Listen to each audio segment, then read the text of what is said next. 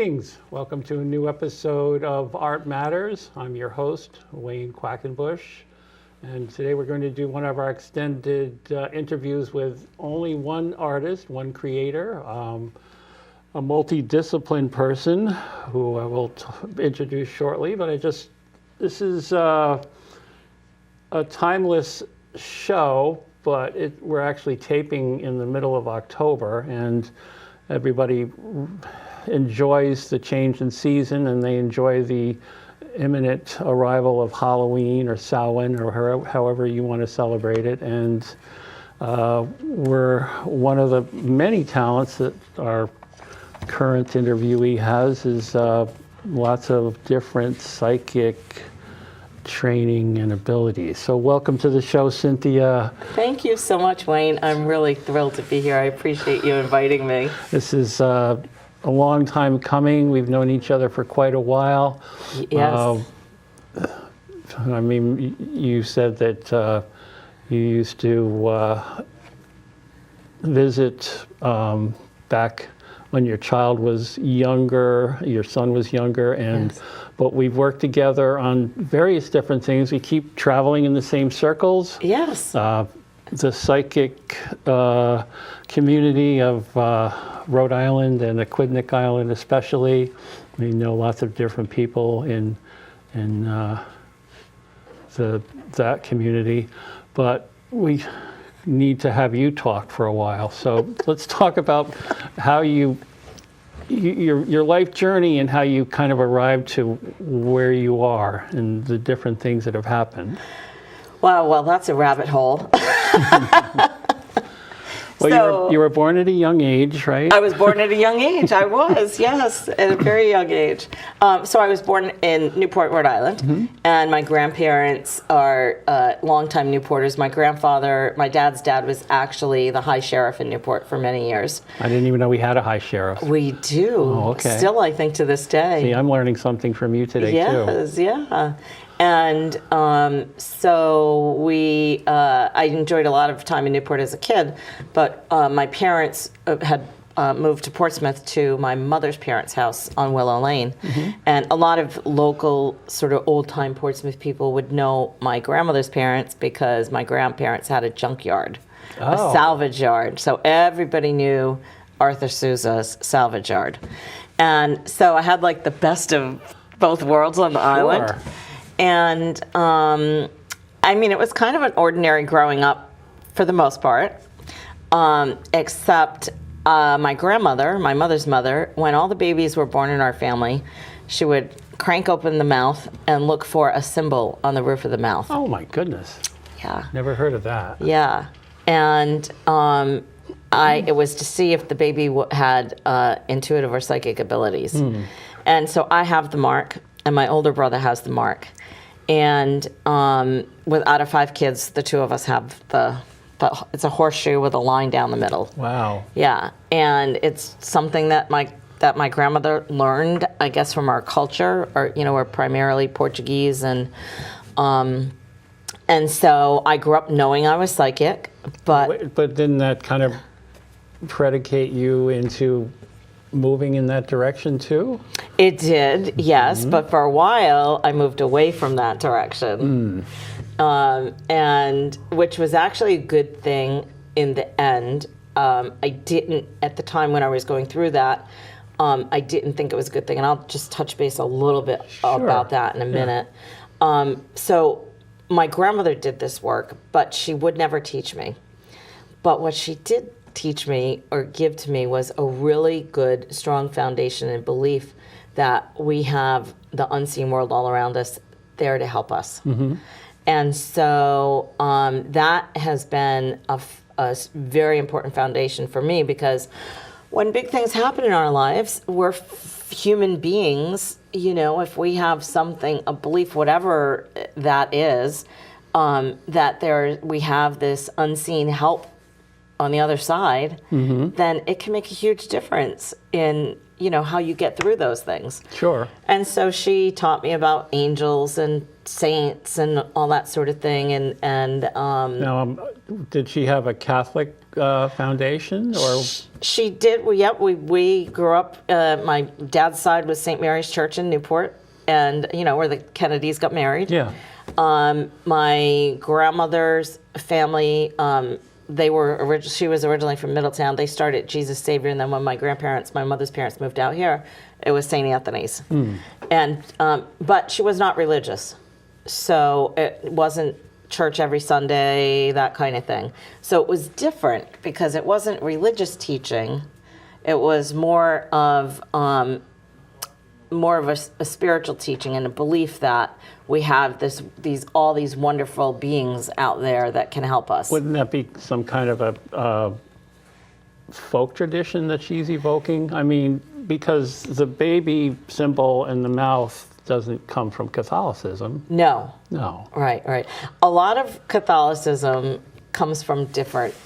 Started of course. In different, yeah. But then, areas. Of course, there's the beliefs that people had that passed down from generation to generation, and some of them may have predated Christianity. Yes. Possibly. Yes. And then, of course, there's always reinterpretations of.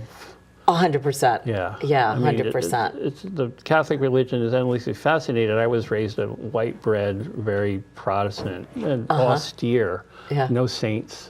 Yes. None of this stuff. Yeah. Yeah, more in the Catholic Church, we have that. Of course. Yeah, And it's you pray to the saints. You invoke. You ask for help. Yes. They're intercessors beyond the priest. Yes. Right. Yes. Yeah. I'm interrupting you, but go ahead. Yeah. No, I love it because it's one of my best friends in school was a Protestant, and I had no idea there was anything other than Catholic until I was 12 years old. And I said, a Protestant? What is that? Yeah. You know, and since then I've gone, to look at all sorts of spiritual teachings and different religions and Buddhism and many different things. And Did you start that back in the hippie days? Because well, a lot of people. I mean, I remember reading Carlos Castaneda and all that stuff. Oh yes, yeah. Carlos and Rumi and yeah. My book collection is very extensive. Yeah, I mean, you're so knowledgeable. I don't even think we're going to have enough time to cover everything we need to cover. Yeah, probably not. So I'll let you lead me where you'd like to go. I mean, you could do a rundown of all of the training that you've had, Okay. and that'll ground everything, and then we can start looking at your projects, your creative projects, and your Great. artwork, and you can touch on everything from regressive, what is it, Past life regression. Past life regression Yes, to sewing. Okay, great. So you could start with that. Okay, great. Talking about sort of my training, my early training, again, with my grandmother, would have been the foundational stuff, the belief that there's something bigger than us. And even though, like I said, she was doing this work, she wouldn't teach me how to do the work because she said I was too young. And then it's powerful stuff, right? And yes. And you don't want to mess with it if you can't face what the consequences might be, because there's always consequences. 100%, because just like in any profession out there are different levels of things, and there's light and there's shadow. There's light and there's dark, and that's the stuff that she didn't want me to encounter at that younger age. Yeah. And but interesting, she didn't know that I had the mediumship ability. None of us did, until I was sitting in her kitchen one afternoon, and I went into a spontaneous trance and channeled her teacher in the spiritual world, wow. in the Okay. esoterics, and delivered a 40-minute message to my grandmother, and had no idea when I came out of it what I said, only that I knew T.L. Dina was there. And I grew up with T.L. Dina. We used to go to her. She had a mansion in Fall River, which I would love to know. I can't remember where it was, but I remember we would go to the mansion, and my grandmother and she would go in the office and do their work. And then, I wasn't scared because I was very familiar with her. I knew her growing up.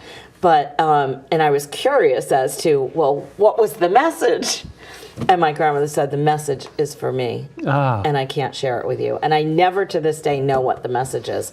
So it did freak me out a little bit because I had no control. And I didn't want to take you to the doctor, like maybe you were having some kind of epileptic No, because my grandmother knew this world, fortunately. But she was the only one that was a witness to this? She was. Okay. She was. And when a message is that personal or private, then it will come like that. And you lost time. Were you aware of that? I wasn't aware of it until I came out of it. Yeah, and then I was like, oh my God, that was like 40 minutes ago. Yeah, so I was not aware of it. I was completely out of consciousness and conscious awareness. And so I was like, I'm not doing that again. Well, it wasn't like you had any control over it, right? Exactly. Yeah. Exactly. And then sort of, kind of try to speed the timeline up a little bit. I was seeing a tarot card reader that my grandmother and my aunt were both seeing. At this point, I had gotten married. About a year into the marriage, realized some things that my husband was doing that I did not really agree with. And I went to find counsel. And I didn't know that not everyone is sort of at the level of Beethoven or Van Gogh. You mean as far as counseling? Or? As far as esoterics, whether it's card reading or psychic messages, or because we read through the lens of our own life. Right. So you're limited by your talents and abilities. By your own perspectives, actually, and but when you say Beethoven, or is that some kind of higher level thing? Exactly. Okay. So they, like Beethoven, Bach, Van Gogh, they all practice to become to the point of virtuoso, right? And so any esoteric teaching, you're different levels of ability anyway. Right. But some people can't go further. Exactly, because you don't have the archetypes for that, or the astrology chart, or we could go down deep into this, or even the mental architecture, or the mental architecture. Absolutely. Yeah. And it's not everybody's life purpose. It's not everybody's purpose to do what I do. It's not, if otherwise we wouldn't have artists and construction people and, all the brilliant things that we have available to us. Everybody has a different set of skills. And Right, absolutely. So what I learned from that woman, it actually drove me away from doing the work for a long time, but what it drove me to was study and studying ethics and wanting to be the best that I could be at this, because it really twisted my life up for quite a few years. The direction that this woman gave me and what she was telling me, and which was, none of it was true. By the way. Wait, are you talking about, you're not talking the about... card reader. Oh, the tarot card reader. Yeah. None of it was true. None of it that she said was true, but I didn't know that, and I hinged every word on it. I mean, I've had experiences even with some of the people that we may even know, or people, they're some of them are, let's just be honest and say, grifters. Yes, yes, 100%. And so part of my mission I took on along my timeline was, if I was going to do this work, I really needed to be helping people in a positive way. Right. And helping people to understand about not giving their power away, where you go to somebody and you look for advice, you don't all of a sudden just dive in 100%. You have to filter it through your understanding and if it feels right for you or not, right? So that became a big part of my mission. And so I started studying with some fabulous teachers. I have been really lucky to have some really great teachers come into my life, and also it's interesting, at that time I had healing work come into my life as well. I was introduced to an original American chief from upstate New York, a Native American chief, and he would come down to Providence and he would take students and teach healing work. So I started learning healing work from him. And then that sort of continued. Then I worked with a Celtic shaman who was trained in a school in Maine. I forget the name of the school, but I studied with him for a while. I went on to study Reiki because at this time, by that time, I was working at the post office, which was a very totally It's a different lifestyle. totally different lifestyle. But And- can you give us like a one sentence, two sentence explanation of what Reiki is for people who may not know? Yeah, so Reiki, so we have in Eastern medicine, we have energy centers called chakras. And the Reiki energy Those comes are along the spine, right? along the spine. Correct, very good. Yeah. And there's sort of circles of energy that spin. Everybody has them. It doesn't matter, where you live in the planet. And everybody has them. And so they spin. Sometimes they spin clockwise, sometimes counterclockwise, sometimes they're closed, sometimes they're open. It's normal for them to change their spin, to open, to close, depending on what's going on in your life. The Reiki energy comes through just one chakra, and that's the heart chakra. And so it's all about love, right? And so there's different hand positions that is part of the training that goes according, you lay the hands on the chakras down the spine. But not touching. You can touch or you not can touch, touch. depending how Okay. the client feels. I've seen Yeah. it practice, and I've seen it not touching. But So that's a great point, though, because when you're working outside of the body and you're working in the energy field, you're working on the spiritual level of the person. it's like running a theremin. You know the instrument that. Anyway, that's a whole other story. Sorry, we probably need a week together. We gotta get showing some artwork too. Yeah. And so when the hands are on the body, you're actually working with the physical body. Yeah. Okay. So if the That's person, a big difference. It is a big difference. Yes. So if the person has physical pain or injuries and things like that, you might want to work on the body, but it might also be a spiritual thing. Where it started in a mindset or a trauma. So you could do either, but both ways work great in conjunction. So I sort of started that, and then one thing led to another, and I've been down a rabbit hole now for 30 plus years with education. I studied with Dr. Brian Weiss in the Weiss Institute and became certified in past life regression. I'm a double Reiki master. I am an angel healer, an oracle card, certified oracle card specialist.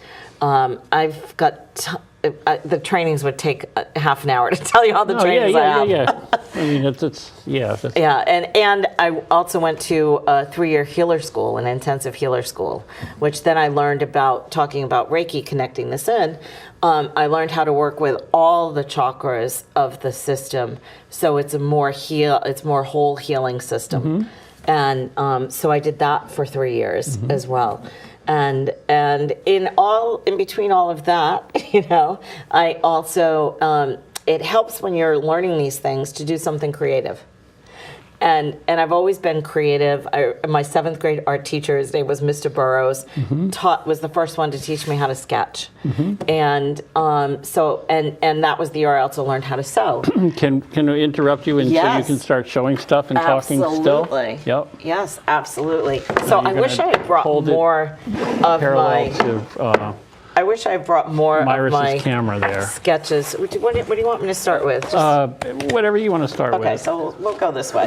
So I just decided one day, I was sitting in my yard, I had an injury, and I wasn't able to do much, so I said, you know what? I'm gonna get some paints out. I sketched the picture first. I actually sketched it when I was in Maine, and then this is in Rockland, Maine. And then I said, I'm gonna take that sketch when I'm sitting at my home in my yard, and I'm gonna paint it. And it was my first watercolor. And then, I think it's pretty good for a first watercolor. Sure, of course. Never having any training or anything. Yep. But at that, I was sketching for a long time at that point, off and on. Never really anything consistently. And then I did one for my neighbor from where we lived we lived in Tiverton at the time. Sure. And I gave it to him for a birthday present. And he was an art teacher. And he was over the moon about it. He was like, oh my, telling me all this and that and the qualities of it. And I'm like, I don't know, I just sketched it and then painted it. So that was like my first like watercolor piece that I've ever given to anybody or presented. I did a lot of sketches that I just have in a portfolio. Sure. And I also designed clothes, which is also artwork in a way, right? Of course. And so my latest creation is one of my students is a multi-artist as well. She wrote a children's book, but she's not a sketch artist. And she needed somebody to illustrate it. So she came to me and said, "Can you illustrate the book?" I'm like, "I don't know." And I said, "Well, I can do the characters. I know that. But the rest of it," I said, because the reason why she thought I could do it was I'd been studying AI classes since for about 8 months at that point. For anybody who doesn't know, artificial intelligence. Artificial intelligence, yes. And that was to help me with my other things that I do, learn how to use ChatGPT and all of that, write newsletters and whatever. So she's persistent. I love her for that. And I said, well, let me check it out and see if I can do it. And so I was able to with the characters that I created and AI produce this children's book. And it's about loss. She's a grief expert, and it's for children to give parents or grandparents or loved ones a way to sort of introduce their children to the loss of a pet or a family member or so forth. And so it was fun. It was frustrating. It was all of those things because the big learning in this is learning how to do what's called prompt chaining. And that's talking to the computer because in everyday language, we often leave out things. Like say, for example, if you ask your wife to could you get me a cup of coffee if you're in the middle of something or whatever. Well, your wife knows where the coffee is. She knows where the coffee pot is. She knows where the cup is. AI doesn't know where that is, doesn't know where the coffee pot is or how to find it. So you have to be very specific in the languaging. But it's not exactly like a programming language because you're using regular English, right? Regular English, Yeah. Exactly. So getting the prompting is really the key, and knowing how to speak to it to produce what you're looking for. And so that was the tricky part. And then I also did the layout of the book, which I'd never done before. I love challenges, and going back to Wait, did you set up the PDFs or whatever? everything. Okay. Yeah, everything. Yeah. Did the formatting. Yeah, everything. And going back to the creative part, when learning such the intensive things with the healing work and all that, it's good to focus on something creative at the same time. If anybody out there is sort of interested in any of this, right? Well, it's all about connecting with the universe in some way. Exactly. Yeah, exactly. And it's interesting because the main character, Sonny Sebastian, I did several iterations of him, and the first iteration that I did looked even though he's a sunflower, his face was Jeannie's husband. Oh, well, that's strange. It was so interesting. And Jeannie being the author. Jeannie the author, yes. It was so interesting. And so that's on her refrigerator. And then the real Sonny What was her Sonny reaction when you first started showing these to her? She was thrilled. Yeah. Yeah, she was thrilled. And then the characters are representative of some family members, all the kids in her family. And this is Gabby Gardenia, and her grandchildren are the dragons. So these are two of the characters in the book. Are these your actual sketches? These are, yes. And you colored them yourself? Yeah, and exactly. So this is not run through the machine at all? No. So I like to sketch my work first. And then once I sketch it, then, I let them tell me what they want to bring it to life. Did you feed that into, I'm not sure how that would work. Would you feed that into scan it and put it into the machine and then talk to the machine about what you wanted the character to do? So the characters are actually still in the book. I couldn't magic that. I tried all. If They couldn't adapt? There's not a program for that yet. So I wasn't able to get that accomplished. And technology is moving so quickly. I'm sure that will be available. I mean, this is far different than somebody using Photoshop, for instance. Right. Because there's an interface between you and what comes out that's manipulated by the machine, whereas if you were using Photoshop, you'd be working with different layers of artwork and you'd be changing everything yourself. Right, exactly. Yeah, exactly. And so I scanned the characters into the computer and then uploaded them into Canva. And that's when the layers, started coming in. You tell me what Canva is now. So Canva is, it's a program that a lot of social media people use. Mm-hmm. You can create everything on Canva, from social media posts to calendars to YouTube banners. You can also create coloring books, right? And they're so would that be like the publisher? Or no, just a way to put it together? It's just a way to put it together, sort of like Photoshop. Yeah. Or if you were using like a service like Shutterfly, maybe, you know what I'm talking about, where they would make a book for you? They can do that. Mm-hmm. They can make books, they can make T-shirts, whatever you create in the program, mm-hmm. you can then have published, yes. Yeah. Like I did a T-shirt for my daughter-in-law for her birthday, and she wanted a Honda Rebel T-shirt, and she couldn't find one, so I created one for her. Sure. And just had it, made. They have no problem with using copyrighted. Well, I just did Rebel, and then did the motorcycle, so I didn't use their copyrighted material. Yeah. Just format it so the Rebel was there. And the writing was in there. Now, are you having any say as to where the computer is drawing the stuff from, or is that just stuff that comes out of the computer? I mean, the computer, it's already in there. Great question. So to do the pictures, I used a combination of ChatGPT, mm-hmm. A program called Dolly. And I tried a bunch of different programs, visual programs out there. There's Leonardo, there's lots of them that you can find. I found for this, Dolly was the best for me. Mm. And so I would prompt Dolly. Like the artist Dolly? Yeah, yes, exactly. Yeah.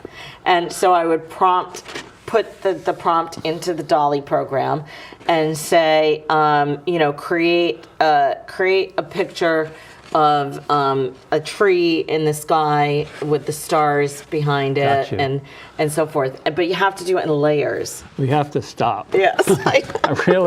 I didn't think that we would be, wow, this is amazing. But anyway, I appreciate you coming by. Thank you. Yes. It was so much fun. I might even have to have you come back because we've only touched on a few things. Yeah. Anyway, thanks again for tuning in, and we look forward to having you for another episode of Art Matters. I'm Wayne Quackenbush, your host. Bye.